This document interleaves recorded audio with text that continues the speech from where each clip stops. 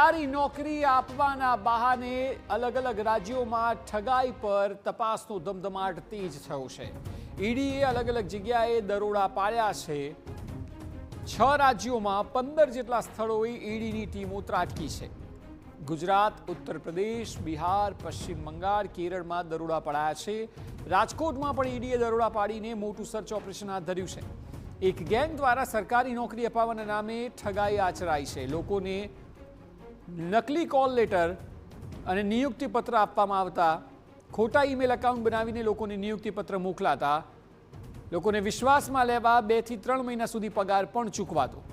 Railway સહિત અન્ય 40 સરકારી વિભાગની ભરતીના નામે ઠગાઈ થતી હતી.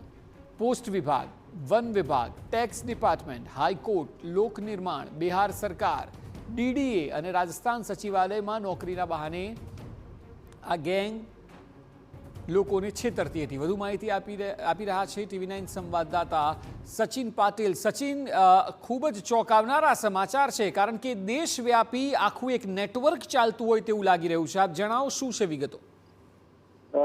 જે પ્રકારે અક્ષય આખી માહિતી સામે આવી છે ને, ઈડી દ્વારા જે 6 રાજ્યો છે એમાં 15 સ્થળોએ દરોડાની કામગીરી ચાલી રહી છે.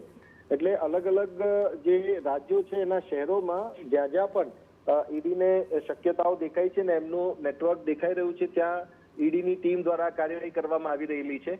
અલગ અલગ 40 જેટલી સરકારી ભરતીઓ, એમાં પછી રાજસ્થાન સચિવાલયની વાત હોય, રેલવે હોય કે પછી પોસ્ટ ડિપાર્ટમેન્ટ હોય કે પછી અન્ય ડિપાર્ટમેન્ટ્સ હોય, ત્યાં જે પણ ભરતી માટે લોકો અપ્લાય કરતા હોય છે, ત્યારે એવા લોકોને આ લોકો આઈડેન્ટિફાય કરીને એમને ખોટી રીતે, મતલબ એમના ભરતીના નામે ખોટી રીતે એમને બરગલાવવા અને ત્યારબાદ એમને ખોટા ઈમેલ થકી એમને નિયુક્તિ પત્રો આપવા અને અલોટમેન્ટ લેટર આપવા. અને આ જે પાકું નેક્સસ છે, નેક્સસ ઈડીના ધ્યાનમાં પણ આવ્યું અને આ સમગ્ર મામલે ઈડી દ્વારા તપાસ કરવામાં આવી રહી છે. અને એમાં ગુજરાતમાં પણ, રાજકોટમાં પણ ઈડીની ટીમે ધામા નાખ્યા છે અને ઈડીની ટીમો અલગ અલગ 15 સ્થળોએ જે છે ત્રાટકી છે. અને આ સમગ્ર મામલે જે ખોટા ઈમેલ થકી આ પ્રકારે લેટર મોકલવાનું, અપોઇન્ટમેન્ટ લેટર મોકલવાનું આખું જે નેક્સસ ચાલી રહ્યું છે એને લોકોને મતલબ એમાં પુરાવા એકત્રિત કરવાનું અને સાથે સાથે આરોપીઓની ધરપકડની પ્રક્રિયા પણ કરવામાં આવી રહી છે. મહત્વની બાબત અહીંયા એ છે અક્ષય કે આ જે પણ ગેંગ છે, ગેંગ એટલી શાતિર હતી કે એ ગેંગ જે પણ આવા લોકો હોય જેમને વિશ્વાસ ન બેસતો હોય કે એવું એમને ક્યાંય લાગતું, તો 2 મહિના 3 મહિના સુધી એમના એકાઉન્ટમાં સેલેરી પણ ડિપોઝિટ કરાવતા હતા. એટલે કેટલો મોટા પ્રમાણમાં ચાલતું આ નેક્સસ હશે. અને એને લઈને ઈડીને જ્યારે બાતમી મળી અને ત્યારબાદ ઈડીની ટીમ દ્વારા જે કાર્યવાહી છે, કાર્યવાહી શરૂ કરવામાં આવી છે.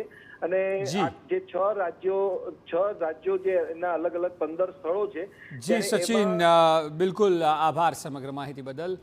તો 6 જેટલા રાજ્યોમાં અલગ અલગ સ્થળોએ દરોડા પાડ્યા છે અને દેશભરનું આ નેટવર્ક છે કે જે સરકારી નોકરી આપવાના બહાને છેતરપિંડી કરાતી હતી.